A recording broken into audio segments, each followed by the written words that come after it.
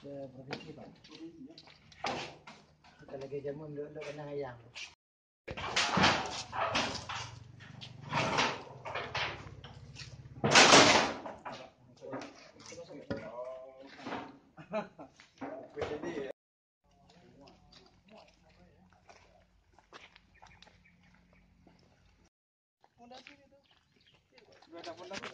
Nggak bisa korek lah. Enggak, memang perencanaan yang bukan untuk parkir kan? Enggak parkir dong. Enggak kan? Oh, ditimbun ya? Timbun lagi.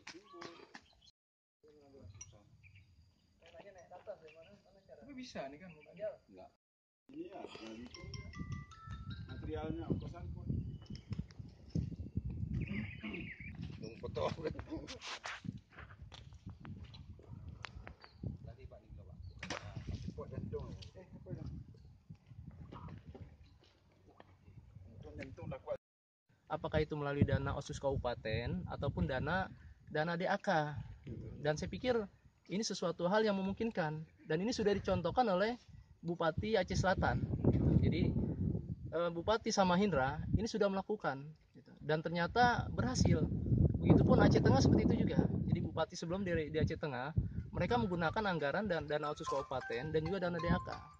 Nah harapannya kita di Aceh Barat seperti itu juga. Kita berharap pemerintah Aceh Barat juga untuk mau mengorbankan ya, mau memberikan perhatian lebih ya. Dalam hal ini adalah dana OSUS kabupaten dan juga dana DAK. Dan harapannya memang tidak lain tidak bukan dalam waktu 5 tahun ini bisa selesai ya. Dan ini insya Allah akan sangat membantu masyarakat kita.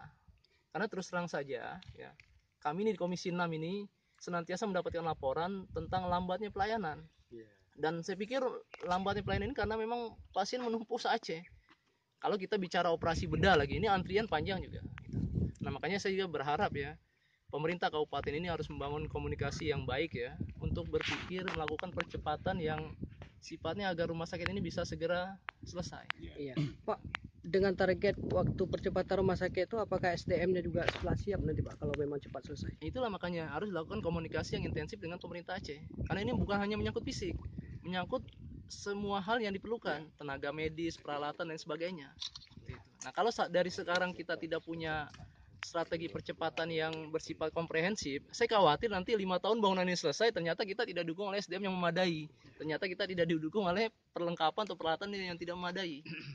Nah, jadi maksud saya membangun komunikasi yang efektif, yang baik itu membicarakan semua hal yang menyangkut dengan agar rumah sakit ini on the ready ya, bisa langsung digunakan nanti pada saat 4 atau 5 tahun ke depan.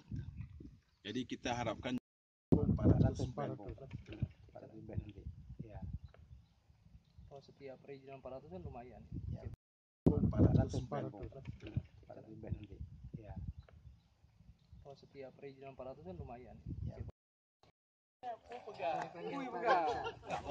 Tanwir. Apa nopamu yuk Pak Tanwir. Pak Pegari belum labu ini. nanti nggak diajukan saya kira ini.